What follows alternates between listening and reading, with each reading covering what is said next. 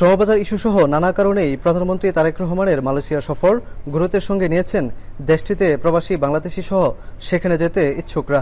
দেশটির রেস্টুরেন্ট, বাগান, কনস্ট্রাকশন সহ নানা সেক্টরে কাজ করা শ্রমিকদের আশা ছিল তাদের নানা বঞ্চনা নিয়ে কথা হবে দুদেশের শীর্ষ নেতার।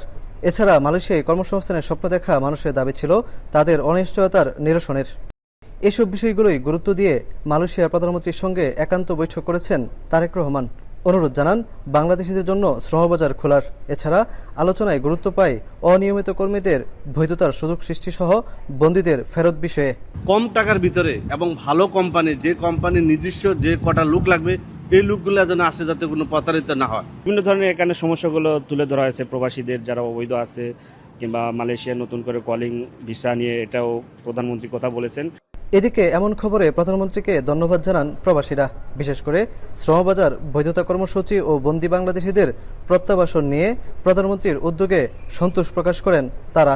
মালয়েশিয়া জেলখানায় আমাদের দেশে প্রায় 2000 মতো লোক আছে, তাদেরকে বাংলাদেশে খুব দ্রুত পাঠাবেন। আজকে মালয়েশিয়ার সিন্ডিকেট মুক্ত শ্রমবাজার, যে শ্রমবাজারটা উন্মুক্ত হবে খুব দ্রুত, এটার আশ্বাস দিয়েছেন জনাব তারেক রহমান।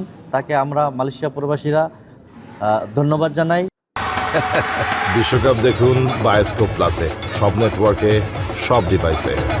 তবে আলোচনায় উত্থাপিত বিষয়গুলোর দ্রুত বাস্তবায়নে দুই দেশের সংশ্লিষ্ট কর্তৃপক্ষের মধ্যে কূটনৈতিক তৎপরতা আরও জোরদারের অনুরোধ প্রবাসীদের বহুল কাঙ্ক্ষিত অনিয়মিতদের বৈধতার সুযোগ সৃষ্টি সহ নতুন করে শ্রমবাজার চালুর বিষয়টি নিয়ে আলোচনা হওয়ায় প্রবাসীদের মাঝে উচ্ছ্বাস দেখা গেছে।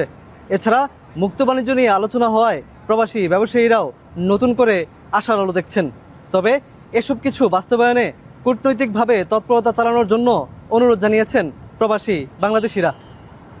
মালয়েশিয়ার কুয়ালালামপুর থেকে শাহরিয়ার তারেক, এখন।